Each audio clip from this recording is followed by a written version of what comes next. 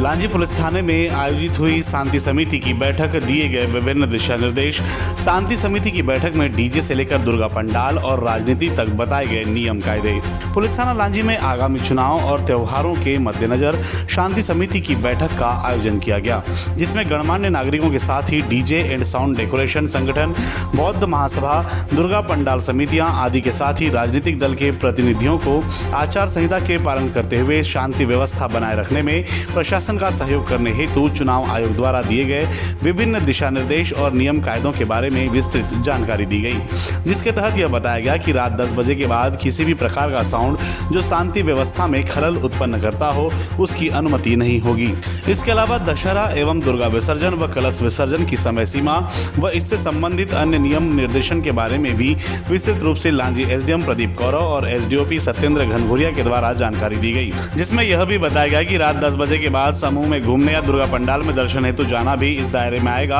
और यह भी जानकारी दी गई कि विगत दिनों नक्सली गतिविधियों को देखते हुए क्षेत्र में शांति व्यवस्था को बनाए रखने के लिए चुनाव आयोग द्वारा केंद्र सरकार से 2 ऑब्जर्वर भी आएंगे, जो IAS और IPS रैंक के होंगे, और उनके दिशा निर्देश पर अगर किसी भी प्रकार की गलत या अवैधानिक कार्य गतिविधियां दिखती है तो प्रशासन कार्यवाही करेगा।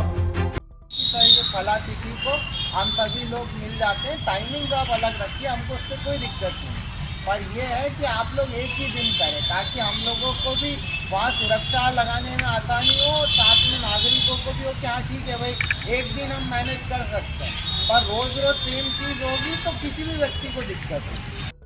आपके अच्छी बात है, पर आप उस पॉलिटिकल पार्टी को अनुमति लेना पड़ेगी एसडीएम साहब से अपने घर के बाहर पोस्टर कोई भी चीज़ लगाने के लिए।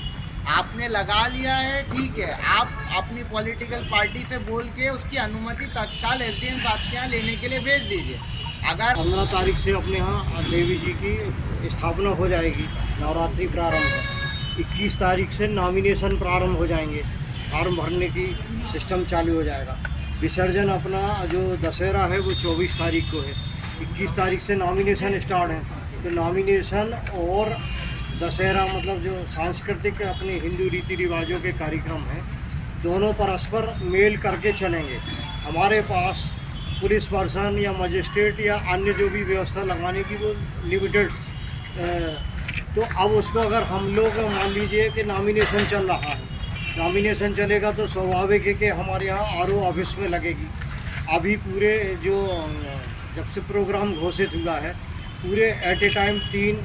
VST घूम रही हैं, पूरे 3 नाके बन गए हैं, 3 SST लगी हुई हैं, 3 वीडियो टीम लगी हुई हैं और 3 वीडियो विजुअल टीम लगी। तो ऐसे कुल मिला के हमारे पास 50 दल इस समय काम कर रहे हैं पूरे विधानसभा में, अलग अलग क्षेत्रों में। हर दल के साथ 1-1, 2-2 पुलिस कर्मचारी लगे हुए, क्योंकि हमें कहीं भी फील्ड में भेजना तो उनकी सुरक्षा के साथ जो चीज़ें वो मैकेनिज्म जो इलेक्शन कमीशन ने निर्धारित किया उसका फॉलो अप कराना है। तो बल बहुत लिमिटेड है,